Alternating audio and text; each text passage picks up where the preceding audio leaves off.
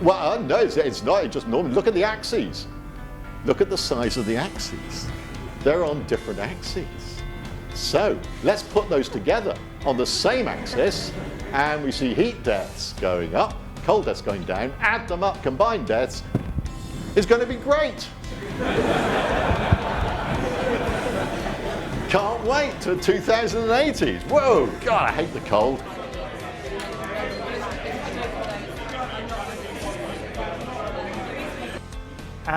And you dilute it and dilute it and dilute it and dilute it and dilute it until the final liquid has none of the active ingredient left. Okay? If you're rich and powerful and you threaten to sue for libel and you saw £500,000, that's the kind of money that people lose. So if you're an academic journal or if you're a local newspaper, you just back away. All do that. All they do. Imagine if oh yeah.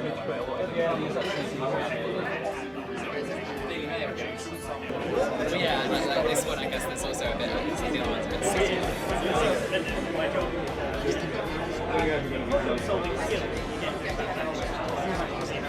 bit The Natural Environment Research Council, or NERC, they take responsibility on the atmospheric side at least. They have all kinds of additional responsibilities for oceans and land-based science.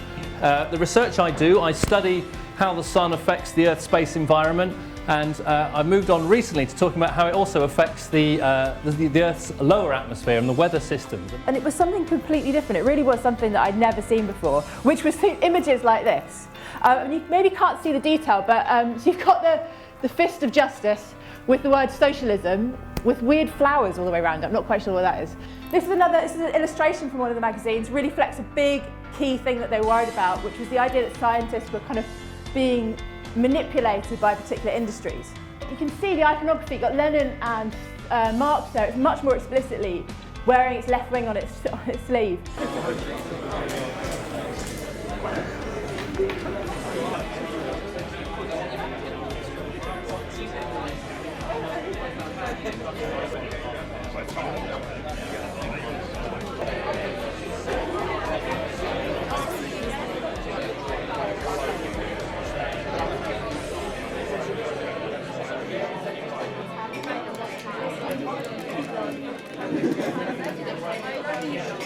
It's very difficult to find peer reviewers over and over and over again.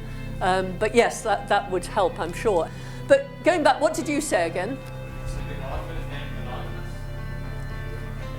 Make the author's name anonymous. It's interesting, isn't it, that the person who reviews the paper knows the name of the author, but the author or nobody ever knows the name of the reviewer. At the moment, the death toll is 28 from acute radiation exposure and about 19 thyroid deaths. Okay?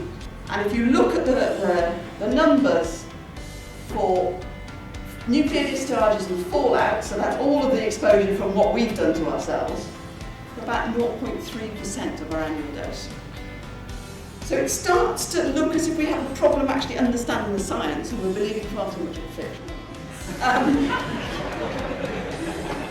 So the biological half-life depends on how long the radioactive particle stays in your body, and that to a certain extent depends on your body chemistry.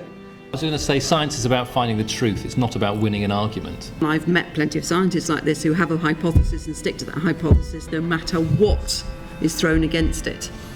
That's not good science, and you shouldn't be you aren't a scientist if you do that. I'm not a scientist, I'm a philosopher, but I find the people who do best in philosophy, and I'm sure this is true in science, are the ones who are looking not to please me, because it's amazing how often even a graduate student is trying to please his or her supervisor, but actually are really interested in the issues, really want to know what the answer to this question is, i.e. truth.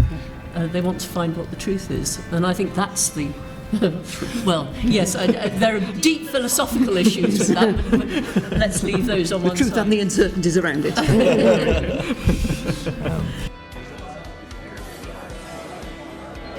able to make sure. So having it in this like setup makes it.